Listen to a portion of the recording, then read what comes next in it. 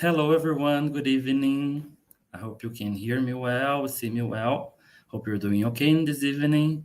And it's great to be here with you guys. I'm teacher Felipe, as you know, from our previous lessons. And we are here to our first culture activity.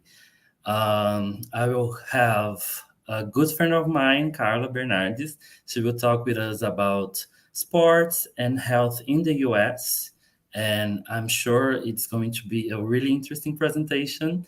Carla is a great person, a great professional, and she has a lot of stories to share with us.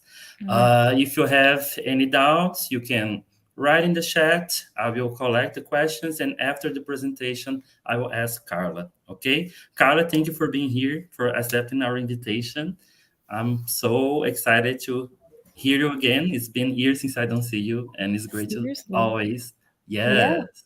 And And it's now great we're to here see you. talking in English. It's kind of overwhelming, Yeah. but it's okay. So you have the floor. You can start your presentation, okay? Well, let me start to share my screen first. And I have to say, it's such a pleasure to be here. And I'm so excited. I was telling Felipe that this got me a little nostalgic about everything and about my experiences. So, yeah, I'm really happy to be here. I hope you guys enjoy it, and I hope I can help with any questions you have at the end. If you don't understand what I'm saying, if you need me to talk slower, please let me know. My English is not perfect, but I'll try my best to help you guys. And I guess I'll start. So, as my good friend told me, my name is Carla Bernardes. I was born in Taubaté, São Paulo, by accident. My mom went to visit my grandmother when she was pregnant, and I was born, simple like that. But I was raised in São Paulo my whole life. I have a bachelor degree in physical education, and I have a master's in public health from Kansas State University. So I went to college to work with volleyball. That's why I decided to work physical education. And that's what I've been doing since 2012, basically.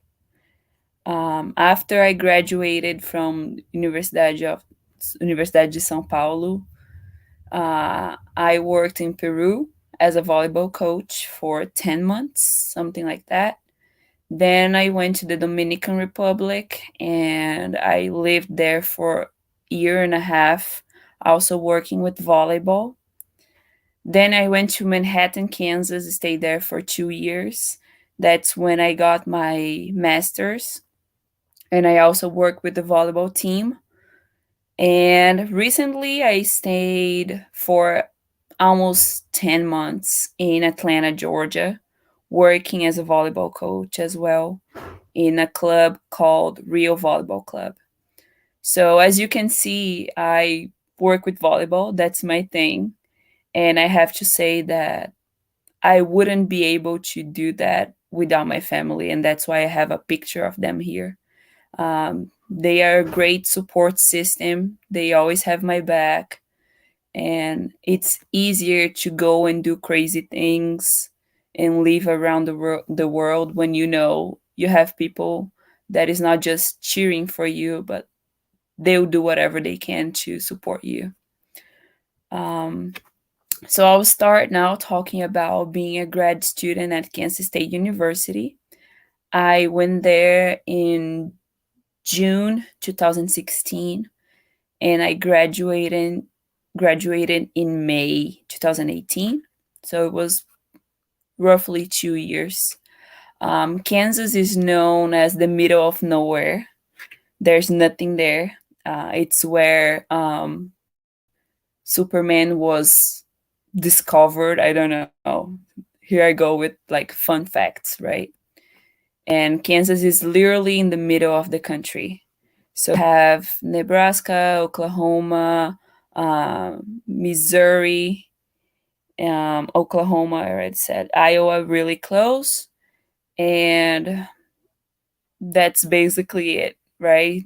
Every time I tell people that I lived in Kansas, every time I tell an American that I lived in Kansas, they always go like, "Oh no."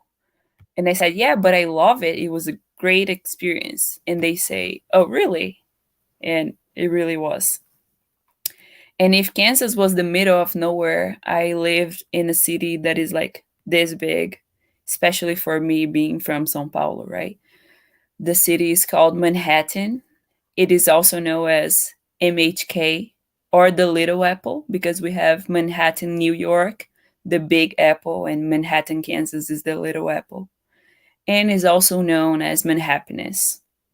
Is one of the best college cities to live with, and I had a great time living there for the 2 years that I stayed there. As I said, Manhattan is a small college town charm. It has a population around 55,000 people, and almost half of that are K State students. It has rolling hills, beautiful sunsets, great food, and positive vibes. Almost all the pictures that I have in my presentations are mine. So you can see that they're not fabricated, they're actual pictures from that city. So now I have a video that explains what Manhattan and K State are. When I got there for the first time, when I went for a visit, um, people would use the word family a lot. And this video will explain a little bit about that.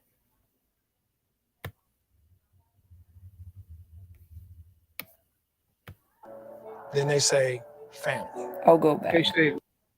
K-State, they say equal. Then they say family.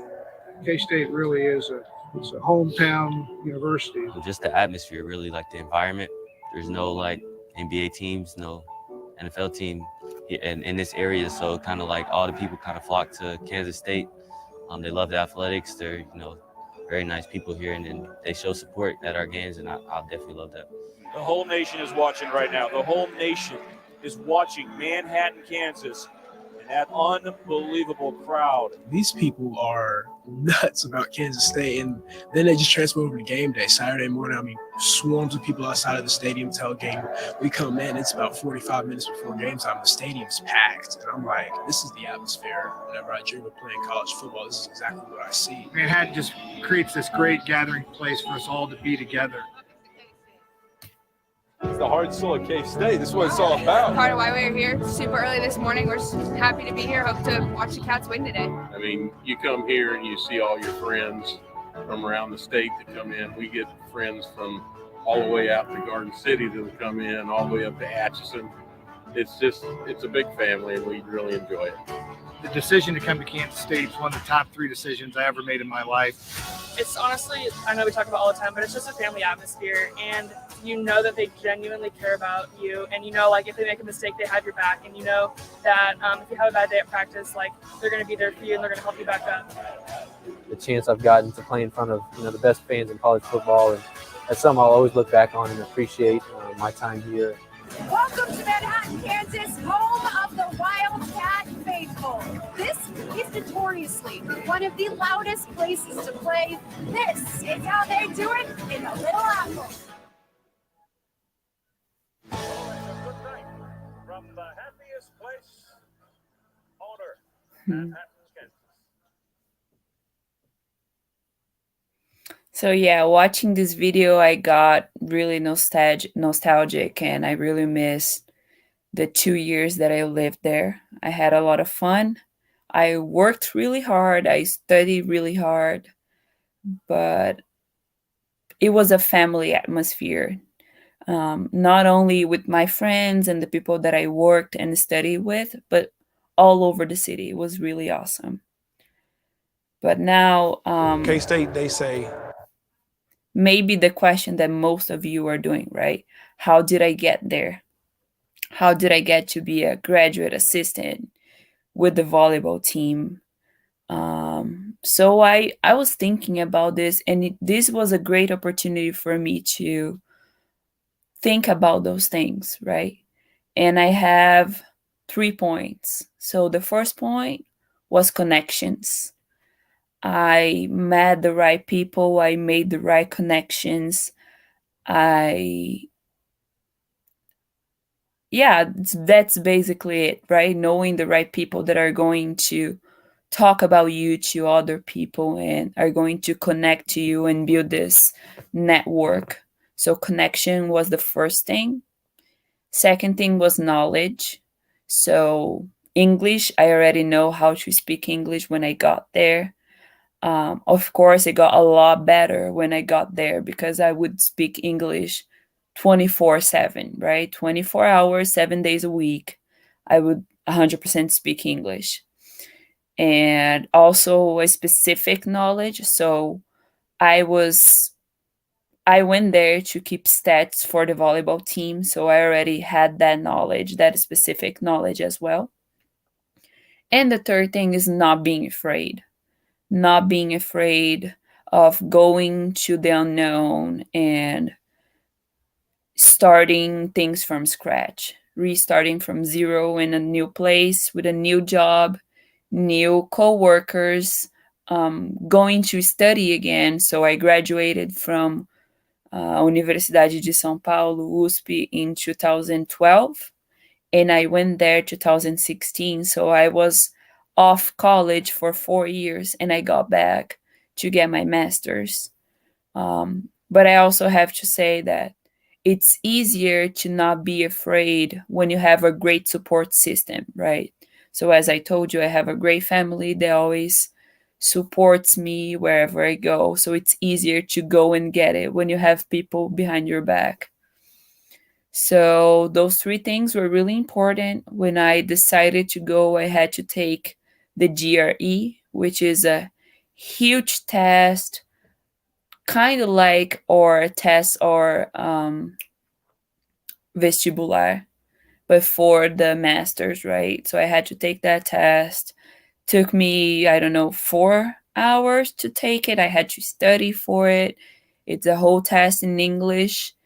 It has grammar, math, logic, and something that I don't remember, but I had to really study things that I didn't use for the last 10 years. I don't know. I also had to take the TOEFL, so the English test. And maybe I'm wrong, but I think it's speaking, reading. What else? I know it's 4 things, right? Speaking, speak, reading, grammar, and understand, listening, I think. Yeah, so 4 things. And after taking the 2 tests and going through the visa process, because I needed the student visa, I got a full scholarship, which means that I didn't pay for the school, I didn't pay for housing, I didn't pay for food, I didn't pay for anything. They paid for my grad school, and I also would take a check for me to pay for wherever I needed. So it was great. It was a great opportunity. I graduated with my master's, which is in Brazil is mestrado. I got a master. I worked with volleyball, which is my passion. I met a lot of people, and that's why I know my experience was different than regular students. Now we're going to change a little bit and fast forward, and we're going to talk about being a volleyball coach at Real Volleyball Club. And I can guess you guys have questions about me living in Kansas. I'm going to try my best to answer everything at the end. But now we're going to talk about my last experience in the US, which was last year until basically a month ago, that I was a volleyball coach in Atlanta, Georgia. So Georgia is known as the peach state. That's why Justin Bieber sings, "I got my peaches out in Georgia." If you guys always asked about it. Georgia stays close to Florida and Alabama.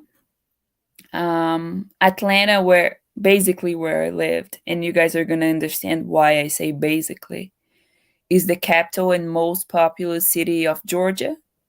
Has a population of almost 500,000 people living in the city limits. And if you count the whole Atlanta metropolitan area, we have a population of over 6 million people living there. So if you see here in the map, you have Atlanta in yellow. You have a little city here called Smyrna, and that's where I lived. But it's 10-15 minutes from Atlanta. Atlanta is known for its history, is the home of Martin Luther King, is also known for having many museums. It's known for their markets, shopping centers, malls. So it's a dangerous place if you have money and if you like to buy things, especially during specific times like Black Friday or something like that. People go crazy. It's also known for its sport teams. So they have a baseball team, basketball team, both men and women, football team, and soccer team. And is also known for its skyline, right? Which is the image of the buildings in the sky. It's not New York, but it's pretty awesome. Atlanta was also the host of the 1986 Olympic Games. So they have the Centennial Olympic Park there, which is really awesome, especially if you like sports like I do.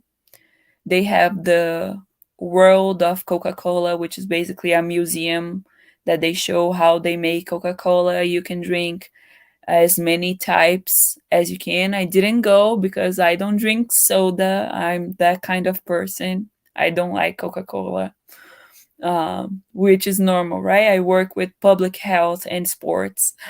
So I didn't go. People get mad at me because I was there. They also have the Georgia Aquarium, which is a great opportunity for you to see everything like sea-wise. They have huge fish and sharks and turtles and everything. So it was great.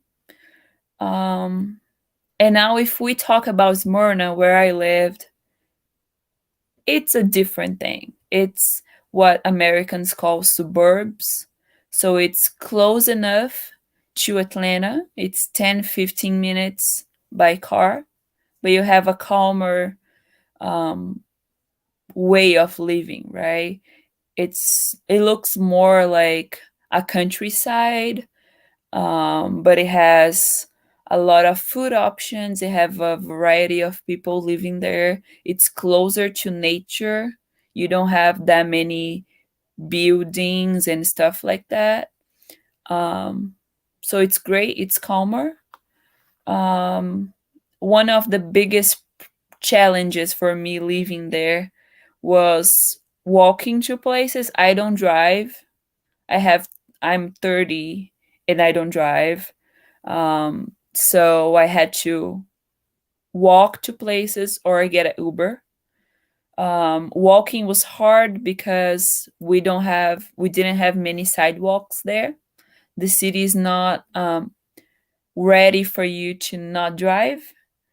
There's no public transportation at all. There's no buses. There's no subway. So it was really hard for me not driving, but it was okay. I got by almost 10 months there without driving, just like I did in the last 30 years of my life, right? But they have Mexican food, they have Chinese food, they have Brazilian food. This small city here called Marietta has a huge Brazilian community. So we had Brazilian barbecue, we had a Brazilian market, there's Brazilians hair salons and stuff like that. So every time I was missing home that much, we would go and eat churrasco and stuff like that, and it was great. And I lived with another Brazilian. I worked with more Brazilians, so it was easier, right? I speak Portuguese every single day, so it was a different experience than I had at Kansas State. And again, how did I get there?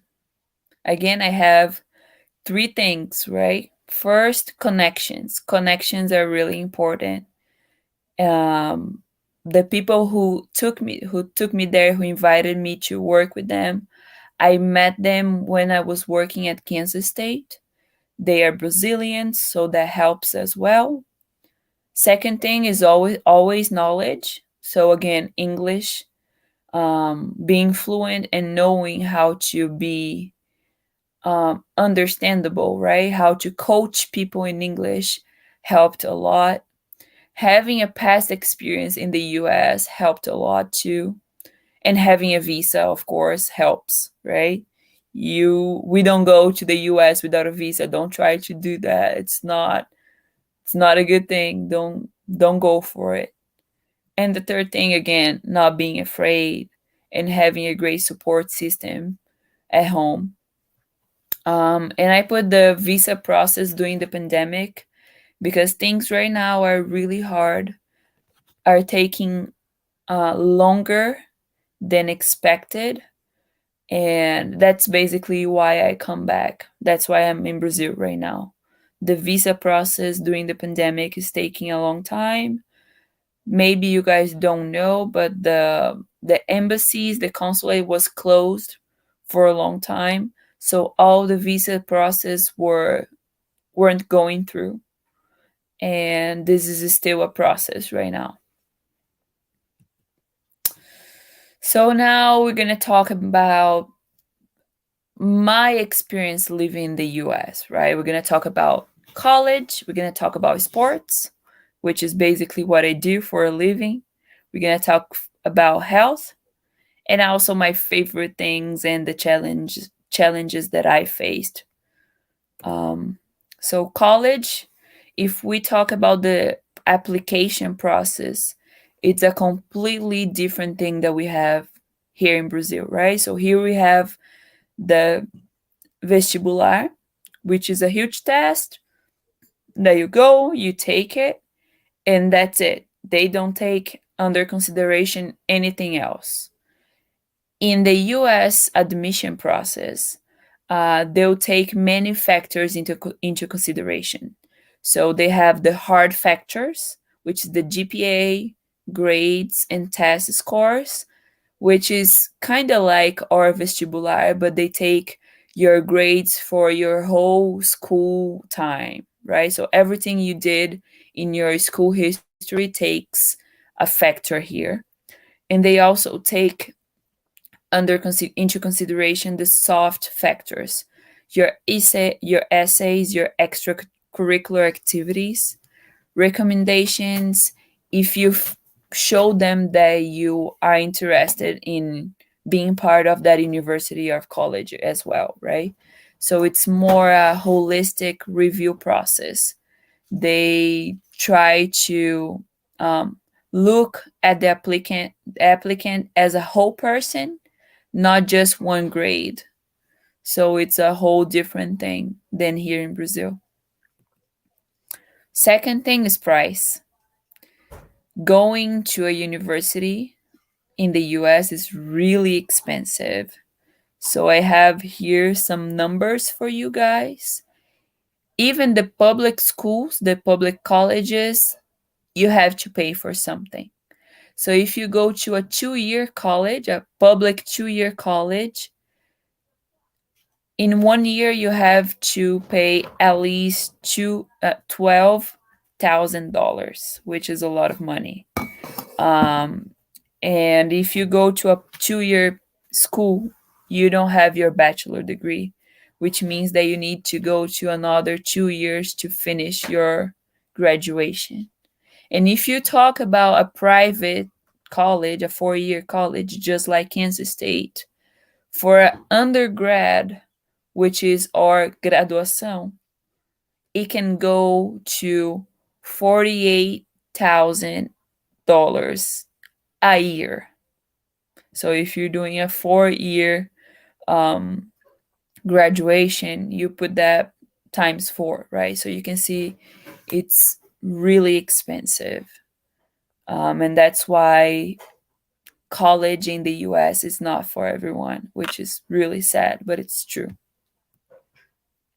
But this was college for me. As I told you guys, I know my college experience wasn't normal, wasn't a regular college experience, because I worked with the volleyball team. I traveled a lot. I went to a lot of different places, but I worked a lot too. I went to classes every single day. It was really hard. It was the hardest thing that I ever done in my whole life. I studied in those 2 years more than I studied in the 4 years in my undergrad, which was Universidade de São Paulo, known as a hard place to get and to go through, right? But I had a great opportunity, a great experience. I met a lot of great people. After a long day of working and studying, we would go to a coffee shop to finish our homeworks and everything that we had to do. So this was us in a regular weekday. This was probably, I don't know, 8 p.m., something like that. Here I was presenting my final work to get my MPH. This was a regular class. And I don't even know why I have this picture, to be honest. So this was my my college experience, which was some of my best years so far. I loved my 2 years there. I made great friends. I learned a lot working and studying. I think I discovered who am I there, and it was a great opportunity for me as a professional, as a student, as a person. It was great. And now let's talk about sports, right? Because that's what took me there. And maybe you are not as interested in volleyball as I am, but these numbers are crazy. So I'm gonna go fast in this part, but I think it's going to help you to understand how I went there to work with volleyball and why they, especially Kansas State, who gave me a full scholarship. And scholarship, I should say that before, but scholarship is bolsa, right? So I had a full scholarship. Why they pay someone and why they bring a Brazilian girl and spend this much money? It's because sports in the US are a huge thing, right? That's why you have NBA, NFL, and all the American sports being such a huge thing. So in the US, volleyball is a really huge sport. The 3 most important levels there are high school, club, and college. I work in club volleyball and I work in college volleyball. So if we talk about clubs, we have 4,500 clubs. That's a lot. And mostly are for girls. And we have over 385,000 people involved with club volleyball. If we have athletes, coaches, and staff, it's a lot of people working with club volleyball. In Brazil, we don't have half of that, just so you understand, right? And if we talk about college volleyball, we have 1,600 women college teams and 400 men college teams. It's a lot of people playing volleyball as well.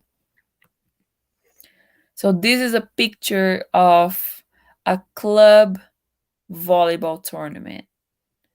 If you guys see, you can see 1, 2, 3, 4, 5, 6, 7, 8, 9, 10, 11, 12, 13, 14. You have more than 15 courts in this picture. Only in this picture. But I guarantee you that they probably have more than 40 courts playing at the same time. I went to tournaments that we had more than 40 courts playing volleyball at the same time. So it's a lot of people playing, a lot of people watching, a lot of people thinking and talking about volleyball. And this next picture is the final of the NCAA tournament, which is college volleyball. This is the final of women's college volleyball, not professional, college. So you can see here that volleyball is a huge thing in the US. And why? Because sports builds character. Sports teach you resilience, leadership, accountability, respect, and patience. And sports brings you scholarships. So, as I told you guys, going to college and universities, it's really expensive. So, if you're a good athlete, a good school is going to get to you and offer you a scholarship, and you won't need to pay to get your education. That's why parents invest so much time and energy and money into sports in the US. Now, changing gears, we're going to talk about healthcare system in the US. And here I'm going to talk in Portuguese because the healthcare system in the US is so crazy that it would be a lot for me to talk in English, especially because I don't understand that much about this, right? So let's change to Portuguese. Eu peguei essas frases em alguns estudos que comparavam o sistema de saúde brasileiro com o americano. E são dois sites diferentes, né? Então, o primeiro diz que no Brasil, a saúde é um direito de todos e um dever do Estado. Por outro lado, nos Estados Unidos, a saúde é entendida como responsabilidade individual, ou seja, há um consenso de que cada um deve arcar com suas próprias despesas, cabendo ao Estado o papel de apenas regulador. Os Estados Unidos não possuem um sistema público universal, que possa atender toda a população de forma igualitária gratuitamente. Cada estado tem seu próprio sistema, com regras específicas, sendo a maioria deles com pouca regulação e operando principalmente pela iniciativa privada. Então, como eu disse, o meu mestrado foi em saúde pública. A gente estudou bastante o sistema de saúde americano. Era muito difícil, era muito complexo. E por isso que eu não me atrevo a falar muito mais sobre isso, porque foi algo que eu vi no mestrado, mas eu nunca trabalhei com, né?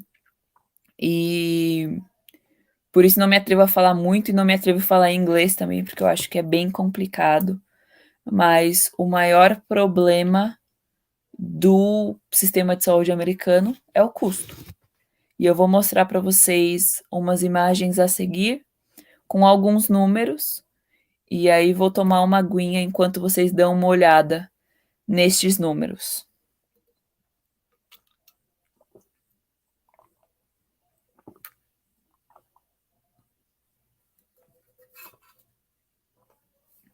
E vou mudar para o inglês de novo. So you are not crazy. You're seeing the right numbers.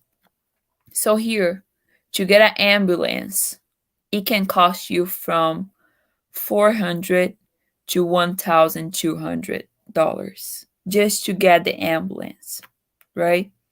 How much we pay for getting an ambulance calling here in Brazil? $0, R$0, right? To get an MRI, which is a ressonância, if I'm not wrong, it can cost you from 500 to 7,000 plus dollars. An X-ray, $200, $3,000. When I was coming back home almost a month ago, I had to take a PCR, the COVID test. It cost me $200 for a PCR test. So these numbers are just some examples. I can send you guys more information about this. I have this link I can send you guys if you are interested on this, but it's crazy, right? So now if we talk about my favorite things, I have to say that is the people. I'm a people person. I love making friends. I had a great experience at Kansas State. I travel a lot thanks to my work. I met a lot of amazing people. Americans can be really warm. They like to hug, they like to talk. They are not that cold handshaking people that we see in movies and stuff. So 100% my favorite thing was the people. I 100% love every single place that I went to. I got to travel a lot, so that was great. I think that's it. And some challenges that I faced. Studying was really hard. I studied like crazy, but it was worth it.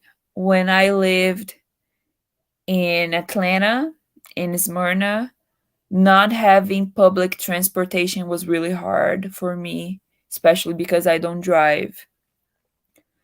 I was trying to think about other things, but I I don't have. I had great experiences. And of course, I miss my family. I miss home, my friends, and that was a challenge as well, but it wasn't like that, I don't know, that horrible thing. So yeah, I think that's it. I hope you guys enjoyed this as much as I did. And if you have questions, just let me know.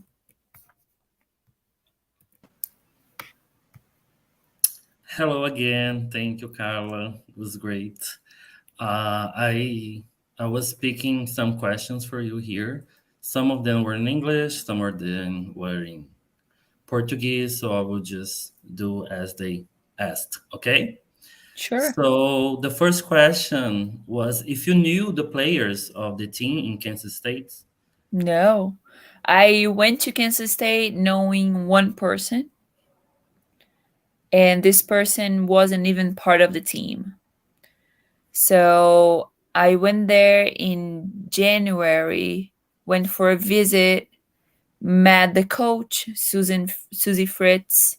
She's there for 20 years. Met the assistant coach, and that was it. When I got there, I met everyone, and it was great. I loved the players. They were basically all Americans, but I had one girl from Hungary, one girl from Canada, and that's it. Yeah. But no, I met them when I got there. And zero Brazilians. Second question, você já falava inglês dessa maneira quando foi para lá? Acho que você comentou que melhorou, né, seu inglês quando você chegou lá. Eu já falava inglês, mas não assim. Eu acho que o fluente real é vivendo, né? E quando eu morei em Kansas, eu falava inglês 24 horas por dia, 7 dias da semana. No meu último ano, chegou uma menina de Portugal. E aí a gente decidiu que a gente ia falar só inglês, porque português de Portugal e português brasileiro era mais fácil a gente se entender em inglês. Então, meu pai sempre deu aulas de inglês voluntariamente, principalmente ligado à igreja, mas eu aprendi muito inglês com filmes e séries e música. Inglês é a minha terceira língua, né? Eu sempre brinco que minha segunda língua foi o espanhol, que eu não gostava de inglês. Não gostava de estudar, de pensar, estudava inglês forçada ali na época da escola, porque eu sabia que era importante. Mas não, meu inglês melhorou muito depois que eu morei os 2 anos lá, e também é porque tinha que melhorar, porque senão não dava, né? Uhum. Outra pergunta, qual a melhor cidade para se viver? Então, eu acho que seria em comparação das duas que você mencionou, né? O que você acha? Atlanta parece muito São Paulo. Então, Atlanta, não Smyrna, né? Atlanta, a cidade, me dava, quando eu ia para lá, me dava um calorzinho no coração de ver prédio e ver carro e ver gente na rua, que era muito parecido com São Paulo. Mas é uma cidade grande, tem seus prós e seus contras. Mas eu amei muito morar em Manhattan, que era uma coisa que eu jamais imaginaria, porque era uma cidade deste tamanho. Só que a qualidade de vida era absurda, né? Coisa de... Eu tinha uma bicicleta, eu chegava em todos os lugares de bicicleta, eu chegava da minha casa até o trabalho, até o campus da universidade em 7 minutos de bicicleta. As pessoas lá não trancam as casas não têm grade, não tem portão, não tem nada. É muito seguro. As pessoas, assim, eu andando com sacola de mercado na rua e parar carro perguntando se eu precisava de carona até em casa. Então, é uma qualidade de vida absurdamente maior do que, acredito eu, que a gente tem aqui no Brasil, né? Então, eu, Carla, aproveitei muito mais o estilo de vida de Manhattan do que o outro que já não tinha transporte público, que era difícil andar, pensando na qualidade de vida, né? Uhum. Mas aí depende do que você quer. Quando eu ia para Atlanta, eu me sentia muito em casa também. E aí é uma cidade maior. Inclusive, esqueci de dizer, se alguém assistiu Love is Blind 2, O Amor é Cego 2, se passa em Atlanta. Era o meu fun fact de Atlanta. E perguntaram também qual a diferença entre trabalhar e estudar, né? Que você sentiu de diferença, assim. Embora você tenha trabalhado também no mestrado, né? Você fazia... Inclusive, gente, ela falou stats, né? Stats é estatística. Eu acho que a gente que já é do vôlei já cata, né? A referência, mas aí você comentou, ela trabalhava com estatística lá nos Estados Unidos, né? Quando você estava durante o mestrado, não é isso? Isso. Como eu não tive a experiência de só estudar, fica difícil para mim. Com certeza, só trabalhar era menos coisa do que estudar e trabalhar. Estudar e trabalhar foi bem difícil, ainda mais que eu... Então, assim, montar as grades de aula é um sistema parecido com o que a gente tem no Brasil, né? Que você tem as aulas que você tem que fazer, as obrigatórias e as eletivas, e aí eu tinha que montar a minha grade baseado no meu horário de trabalho, porque eu tinha que estar em todos os treinos e eu tinha que estar em todos os jogos, e normalmente terça-feira a gente viajava para jogar na quarta e talvez sexta-feira a gente viajava para jogar no sábado. Então, trabalhar e estudar foi bem difícil, porque era o dia inteiro, direto, assim, eu nunca, mesmo sendo uspiana, eu nunca estudei tanto em 4 anos de USP, como eu estudei em 2 anos de Kansas State. Então, eu acho que só trabalhar era mais tranquilo pela questão de tempo, de ter mais tempo para fazer as coisas com calma. Acho que essa é a maior diferença. Uhum. Mas eu também tenho que dizer que eu sou uma nerd por natureza. Então, eu não só estudei, vou estudar aqui para manter a bolsa e tá tudo certo. Eu me formei com o GPA 4.0, né, que é o maior GPA que se pode ter. Mas porque eu sou essa pessoa, eu não consigo fazer as coisas por fazer, assim. Acho que essa foi a maior diferença para mim. Ok, outra pergunta aqui. What was the most complicated situation you faced living in another country? That's a hard question.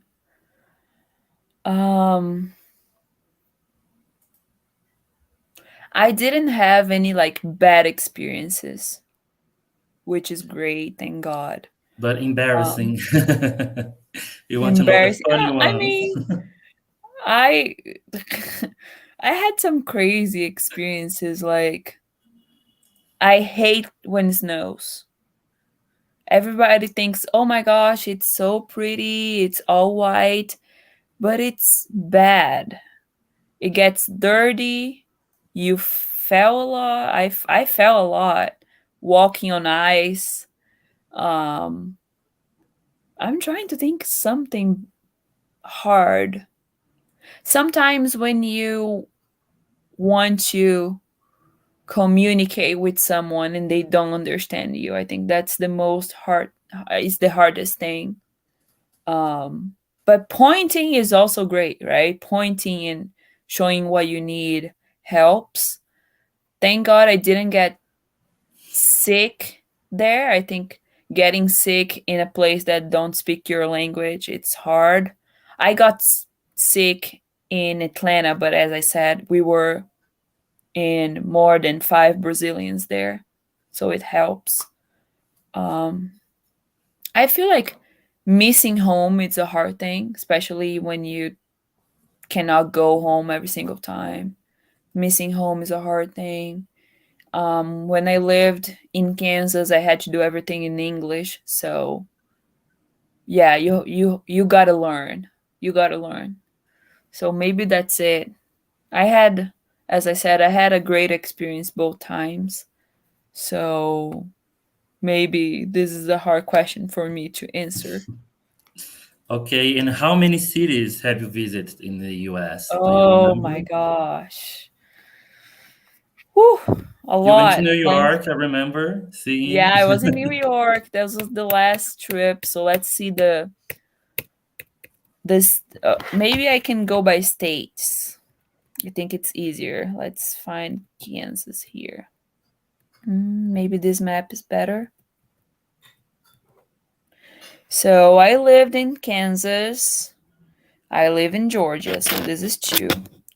I went to Colorado. I went to Nebraska. I went to Iowa. I went to Missouri. I went to Arkansas. I went to Oklahoma. I went to Texas. I went to California and Oregon. So that's 10 if I'm not miscounting. Florida,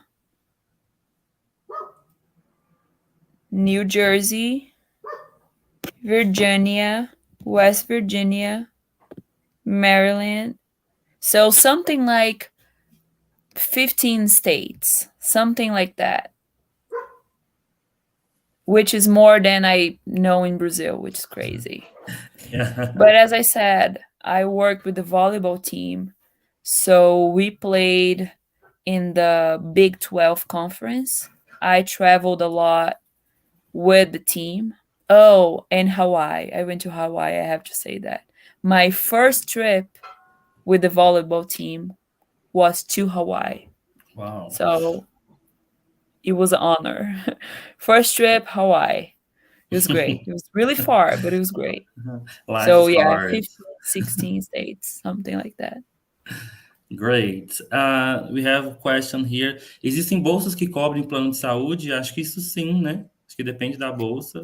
Para você não pode ser um estudante nos Estados Unidos sem ter plano de saúde. Então é uma parte obrigatória, né? Você para trabalhar, eu acho que para trabalhar também, inclusive. Para trabalhar e estudar, você precisa ter o plano de saúde, mas é um plano de saúde específico, né? Que é coisa pouca. Então, o que eu fiz na universidade com o plano de saúde foi quando eu cheguei, eu precisava fazer o teste de tuberculose. Fiz. A gente tomou alguma vacina na época que eu não lembro muito bem, mas o time inteiro tomou. E aí isso era coberto também. E eu, graças a Deus, não fiquei doente, então não usei mais nada. Mas normalmente, para você ser estudante, você precisa. E aí, como eu tinha a bolsa, isso também era coberto. Ok. E agora uma tricky question for you. Perguntaram assim, what American volleyball team do you like more? I think Kansas State. Yeah, it has to be K-State. Yeah. It's just because it's a place that I love. Basically all the players that I knew, they are not that anymore. They graduated. I graduated in 2018. In 2018, 19, I brought the team to Brazil. So we went to that. Rio and São Paulo. We played some teams. It was great. That's probably one of my favorite memories with Kansas State, having them here in Brazil. So yeah, K-State is 100% my favorite team because I cannot say otherwise. Okay. Yeah, that was an easy one. I like that one. Yeah, last question. The last question is personal. It's from me. Okay. So, in terms of diversity, I mean, I was watching a lot of girls and women in your classes in Kansas, but most of them were were white. Sorry. So I want to know if you met or had contact with a lot of Black, Indigenous, and Latin people in That's Kansas a great and in question. Georgia. Yeah, that's a great question. In Kansas, for being the middle of nowhere, in the middle of the country, has a majority of white people. Even in the university, which should be more diverse, it was really few people like Black or Native Americans, right? They were most white. Like, I don't know. I could say at least 80%, but this is me saying. I don't know the numbers. And I know when in the US they were having the Black Lives Matter and stuff like that, things were happening at the campus as well, at Kansas State, because they talk a lot about that there. And me as a white girl, because there I'm white. I'm Latina, but I'm white, right? And maybe here I'm more white than there, because there they take more under consideration me being Brazilian. So the question is always, how do you describe yourself? And I would always say Latina and white. I would listen more than talk. So this is one thing in Kansas. And on the other hand, Atlanta is the home of Martin Luther King. So you have a huge Black community there and more Latinos as well. So it's a more diverse place than Kansas, for sure. For sure. Okay, But I I noticed but the again, difference right? Me between the being pictures. white, I never faced anything like a challenge for me. Okay, great. That were the questions, I think. Let me see if there's one more question. people are thanking you for your time, for your Oh, thank you guys. presentation. I think that's it. Is there anything else you want to add or say? I hope you guys enjoy it, and if you have any questions, you can always find me on Instagram or something like that. I'll type my Instagram account here on the chat. And if you guys have any question, please let me know. I'm really cool. So ask me whatever you want. And yeah, sorry if I talk really fast or something like that. I just wrote it there. The 10 is part of the thing. So yeah, that's it. Yeah, thank you. I think you guys should really follow Carla. Her Instagram is really great. Maybe not, but you can go there and talk to me. You don't need to Yeah. follow me. You can go and talk to me. She always has some really interesting tips about mental health, physical health, and she talks about a lot of different things. So Yeah, you I should didn't follow even her. say that I'm a personal trainer as well, but that's okay. Yeah, she was my personal trainer for 4 months, then I stopped. Sorry, Carla. Let's not talk about that. Yeah, sorry for disappointing you. It's okay. Okay, people, thanks for coming. We hope you have enjoyed it, and we hope you have filled the attendance list, and we see you in the next opportunity. Okay, have a good night. Bye-bye.